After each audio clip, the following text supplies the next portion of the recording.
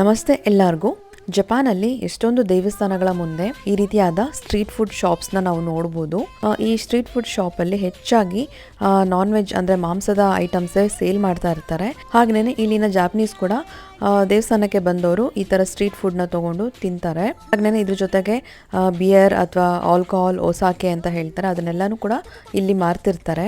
ನಾವು ಹೇಗೆ ನಮ್ಮ ಇಂಡಿಯಾದಲ್ಲಿ ಮಾಂಸ ತಿಂದರೆ ಅಥವಾ ಸ್ನಾನ ಮಾಡಿಲ್ಲ ಅಂದರೆ ದೇವಸ್ಥಾನಕ್ಕೆ ಹೋಗಲ್ವೋ, ಆದರೆ ಇವ್ರದ್ದು ಅದರ ಆಪೋಸಿಟ್ ಅಂತಲೇ ಹೇಳ್ಬೋದು. ಇವ್ರು ಮಾಂಸ ತಿಂದರೂ ಕೂಡ ದೇವಸ್ಥಾನಕ್ಕೆ ಹೋಗ್ತಾರೆ, ಸ್ನಾನ ಮಾಡಿಲ್ಲ ಅಂದರೂ ಕೂಡ ದೇವಸ್ಥಾನಕ್ಕೆ ಹೋಗ್ತಾರೆ. ಯಾಕಂದರೆ ಜಪಾನಲ್ಲಿ 99% ಜನರು ರಾತ್ರಿನೇ ಸ್ನಾನ ಮಾಡೋದು. ಸೊ ಹಾಗಾಗಿ ಬೆಳಗ್ಗೆ ಸ್ನಾನ ಮಾಡಿಲ್ಲ ಅಂದರೂ ಕೂಡ ಇವರು ದೇವಸ್ಥಾನಕ್ಕೆ ಹೋಗ್ತಾರೆ. ನನಗೆ ಮೊದಲೆಲ್ಲ ಈ ಥರ ದೇವಸ್ಥಾನಕ್ಕೆ ಬಂದಾಗ ನಾನ್ ವೆಜ್ ಸ್ಟ್ರೀಟ್ ಫುಡ್ ಐಟಮ್ಸ್ನ ನೋಡಿ ತುಂಬಾ ವಿಚಿತ್ರ ಅನ್ನಿಸ್ತಾ ಇತ್ತು.